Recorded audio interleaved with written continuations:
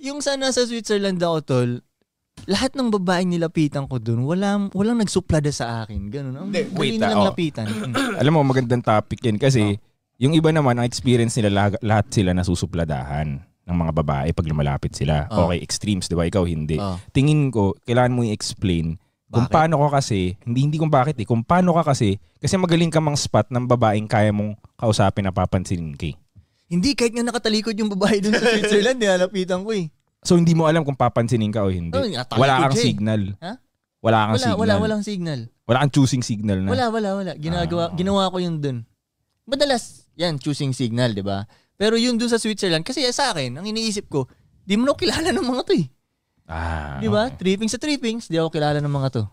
So pwede lang gawin yun. Hindi, kaya talaga, kaya magsusuplada yung babae sa'yo pag kinausap mo siya. Kasi bago ka lumapit sa kanya, may intention ka na maging okay yung conversation. So, gusto mong maging okay yung conversation, yung vibe tuloy, hindi mali. Totoo. Hindi mali. Genuine. Hindi ganun. Nararamdaman niya. Pero kung ang habol, wala kang pakay na okay itong conversation dapat. Kung baga gusto mo lang mag-hi. Gusto mo lang magbigay ng compliment. Ang gaan nung pasok mo. Diba? Yes mo. Hindi yung kasi iba, bago pa lang lumapit, ang iniisip nga nila, saan ko check-in to? May mali. Diba? Bago sila lumapit, may gusto na sila eh. Yun. Gusto na nila, type na nila. Yes. Ako iniisip ko muna, baka serial killer to ha. Parang may ganun muna akong instinct na para hindi lumabas yung energy na kahit maganda ka. Ulit. Serial killer si maganda. Oo, parang hindi naman eksaktong yun. Kumbaga may barrier lang ako. Parang sinasabi ng tatay ko, kung maganda siya at nahihiya ka dahil maganda siya, isipin mo, pag lola na yan, matanda na rin, iba nature. Parang ganun. Parang kung mahihiya ka man, sa anumang dahilan, tapos magkakagusto ka sa kanya, lagyan mo na lang ng barrier muna yung utak mo.